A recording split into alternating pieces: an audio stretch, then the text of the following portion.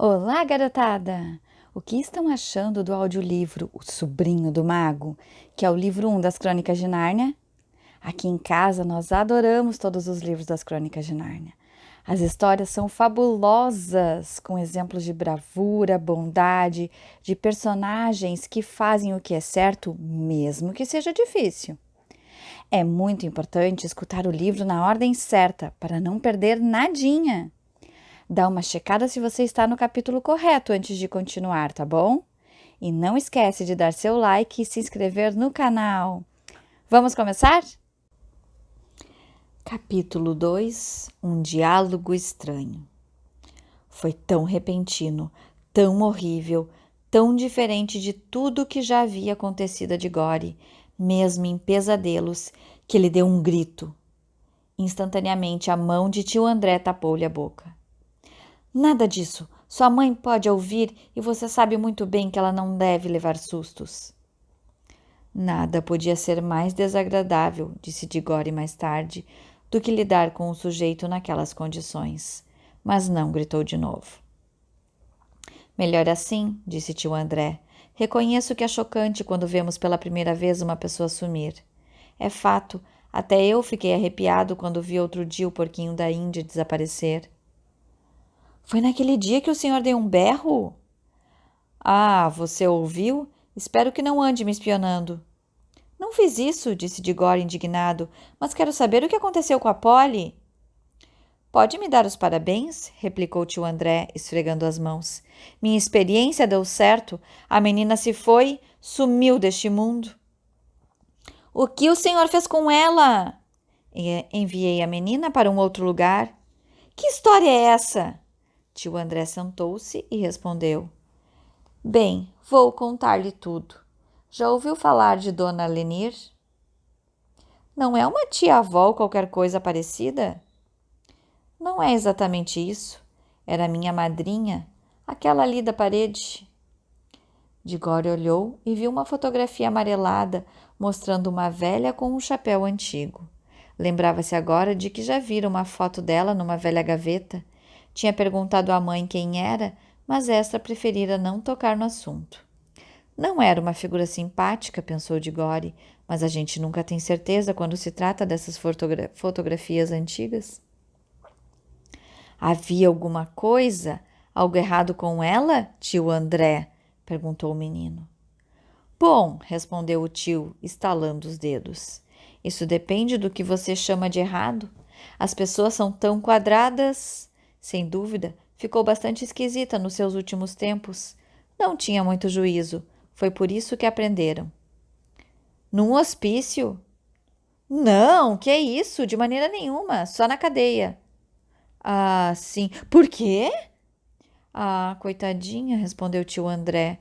Andou agindo mal. Tanta coisa. Mas não vamos falar nisso. Sempre foi muito boazinha para mim. Escute, tio. Que tem a ver uma coisa com a outra? Quero saber se Polly... Tudo a seu tempo, rapaz. Eu era uma das poucas pessoas que minha madrinha gostava de ver quando adoeceu gravemente. Ela não se dava com as pessoas comuns, ignorantes, entende? Também eu sou assim, mas ambos nos interessávamos pelas mesmas coisas. Poucos dias antes de morrer, ela me disse para ir buscar em sua casa uma pequena caixa, que ela guardava numa velha escrivaninha. No momento em que toquei na caixa, já senti, pelo formigamento dos meus dedos, que tinha nas mãos um vasto segredo. Deu-me a caixa e tive de fazer-lhe uma promessa. Logo que ela morresse, tinha de queimar tudo, sem abrir, depois de certas cerimônias. Não cumpri minha promessa. Não diga! Foi muito feio de sua parte! Exclamou Diggory. Feio? Perguntou tio André, muito admirado. Ah, estou entendendo. Está querendo dizer que os meninos devem cumprir suas promessas. Muito bem, estou gostando de ver. Mas também deve admitir que essas regras morais, embora excelentes para as crianças e para a criadagem, e para as mulheres e para as pessoas em geral, não podem ser aplicadas aos grandes estudiosos, aos grandes sábios, aos grandes pensadores. Não, Diggory. Homens como eu, conhecedores da sabedoria oculta, não estão amarrados a essas regras vulgares. do mesmo modo como estamos distanciados dos prazeres vulgares. Nosso destino, meu filho, é solitário, mas está acima de tudo. Suspirou e assumiu uma expressão tão grave, tão nobre, tão misteriosa, que por um instante Diggory chegou a pensar que ele dissera alguma coisa muito profunda. Lembrou-se, porém, da cara feia do tio num momento antes de Polly sumir e as palavras perderam a eloquência. Pensou, ele está querendo dizer que pode fazer tudo o que quiser para obter tudo o que desejar. Naturalmente, prosseguiu tio André, durante muito tempo não ousei abrir a caixa.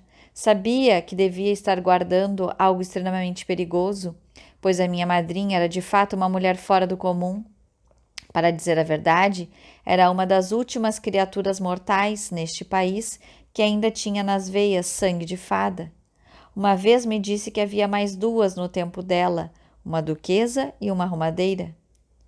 Sério, Diggory, você está agora conversando com o último homem, muito provavelmente, que teve realmente uma fada madrinha. Que tal? É uma coisa de que você poderá se lembrar com orgulho quando tiver a minha idade. Aposto que era mais uma bruxa do que uma fada, pensou Diggory, acrescentando em voz alta. Quero é saber de Polly. Que mania de bater sempre na mesma tecla, exclamou tio André, como se isso fosse a coisa importante. Minha primeira iniciativa foi naturalmente estudar a própria caixa. Era muito antiga. Já bem sabia que não era grega, nem egípcia, nem babilônica, nem hitita, nem chinesa. Era mais antiga do que essas nações. Ah, que dia fabuloso quando descobri afinal a verdade. A caixa viera da Atlântida. Quer dizer, era séculos mais velha do que essas coisas da idade da pedra que costumam desenterrar aí na Europa. Não era uma coisa rústica como aquelas outras, pois já era a aurora do tempo, a Atlântida era uma grande cidade, com palácios, templos e homens cultos. Fez uma pausa como se esperasse algum comentário de Diggory, mas este, que de minuto a minuto estava gostando menos do tio, não disse nada. Tio André retomou a palavra. Enquanto isso, eu estava aprendendo um bocado sobre magia em geral. Não seria conveniente contar isso a uma criança. Enfim, cheguei a ter uma boa noção das coisas que podiam existir dentro da caixa. Depois de vários estudos, fui apertando o cerco. E, claro, tive de conhecer algumas pessoas, digamos, à margem da sociedade. Passei por algumas experiências muito desagradáveis. Foi por isso que fiquei de cabelos brancos. Mas ninguém pode virar feiticeiro sem pagar um preço. Acabei perdendo a saúde. Mas melhorei e acabei conhecendo o segredo. Embora não houvesse a menor possibilidade de que alguém pudesse escutá-los, tio André inclinou-se e cochichou. A caixa de Atlântida continha certa coisa que fora trazida de outro mundo quando o nosso mundo mal começava. Que coisa? Perguntou Diggory, que mesmo sem querer já estava curioso. Pó fininho, pó seco. Nada de entusiasmar, nada que valesse tanto trabalho, e é o que você deve estar achando. Ah, mas quando vi aquele pó, tive o cuidado de não tocar nele, e pensei que cada grãozinho ali já estivera em outro mundo. Não estou falando de outro planeta, pois os planetas fazem parte do nosso mundo. Estou falando de outro mundo mesmo, uma outra natureza, um outro universo, o lugar aonde você jamais chegaria, mesmo que viajasse eternamente através do espaço deste nosso universo. Um mundo que só poderia ser alcançado através da magia. Bem, a essa altura tio André esfregava tanto as mãos que seus dedos estalavam como fogos de artifício. E prosseguiu. Sabia que se fizesse direito, aquele pó nos levaria ao lugar de onde viera. A dificuldade era esta. Como fazer? Minhas primeiras experiências foram grandes fracassos. Usei porquinhos da Índia. Alguns apenas morreram. Outros explodiram feito bombas. Que maldade! Exclamou Diggory, que já tinha tido um porquinho da Índia. Como você teima em fugir do assunto? É para isso que as criaturas existem? Paguei com o meu dinheiro, onde é mesmo que eu estava. Assim. Afinal, acabei conseguindo fazer os anéis, os amarelos. Surgiu então uma nova dificuldade. Estava convencido de que um anel amarelo remeteria a outro mundo qualquer criatura que tocasse nele. Mas de que valeria isso se a criatura não podia voltar para dizer o que havia visto por lá? E a própria criatura? Perguntou Diggory. Não podendo voltar, ficaria numa enrascada?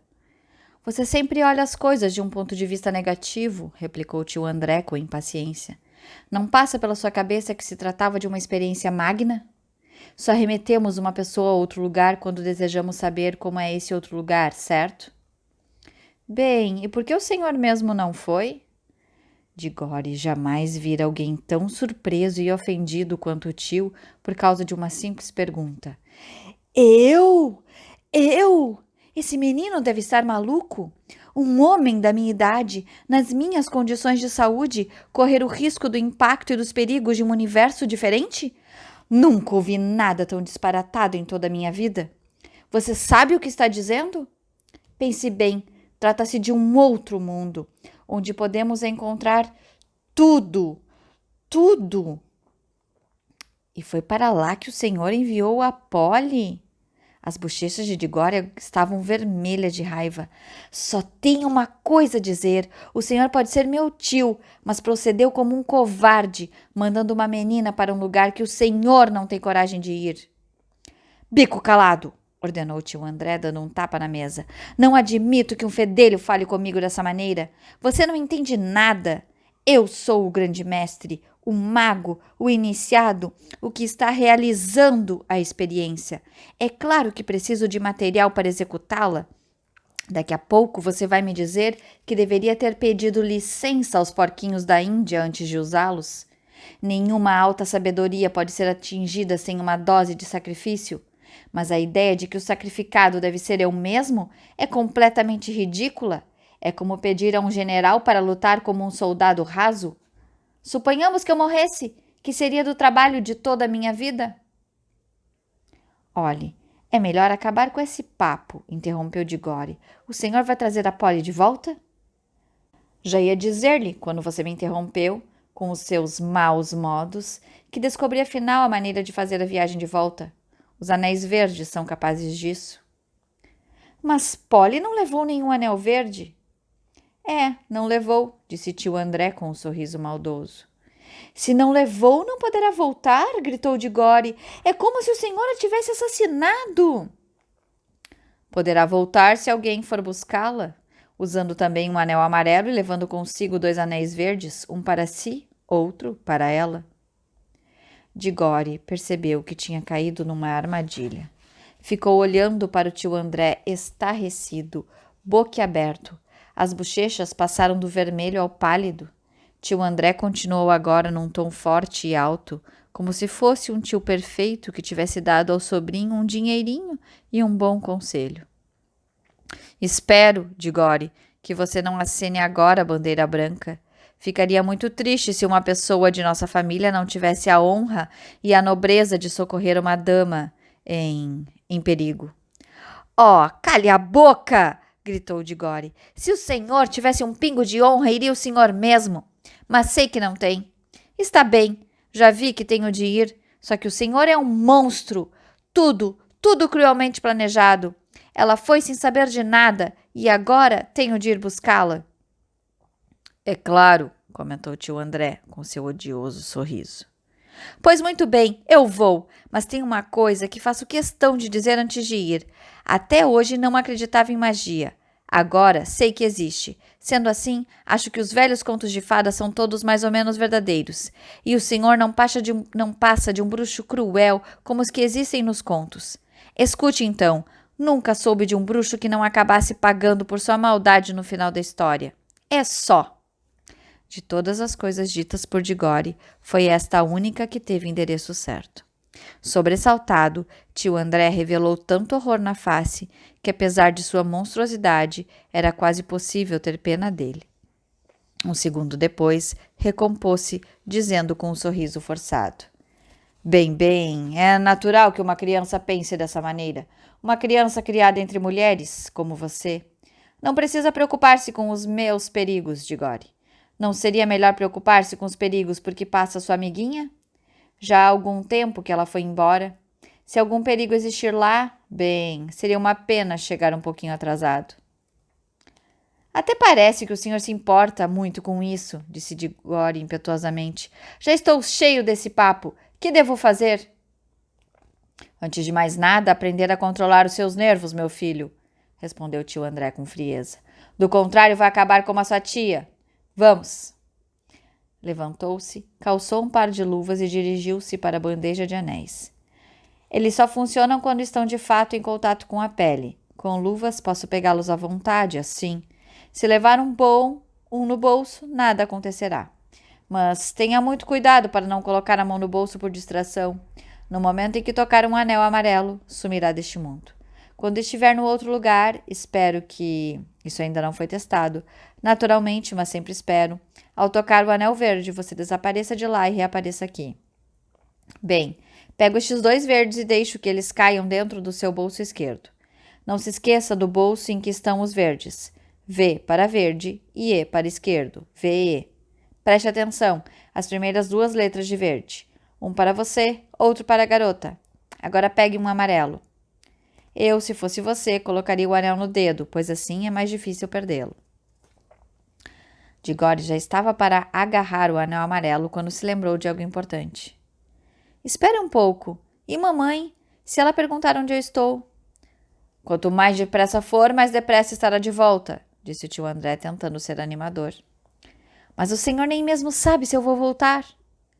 Tio André sacudiu os ombros, deu uns passos, abriu a porta e disse: Pois muito bem, como quiser, desça para jantar, deixe que as feras devorem a garota, ou que ela se afogue, ou que morra de fome, ou que se perca no outro mundo, se é o que prefere. Para mim dá no mesmo. Talvez fosse bom que antes do chá você avisasse a mãe dela que nunca mais verá a filha, só porque você tem medo de colocar um anel no dedo. Ai, ai, gemeu Diggory. Queria tanto ser grande para lhe dar um murro na cara. Abotoou o casaco, respirou fundo e pegou o anel, pensando, como sempre pensou mais tarde, que não havia para ele outra maneira de proceder com dignidade. Fim do capítulo 2.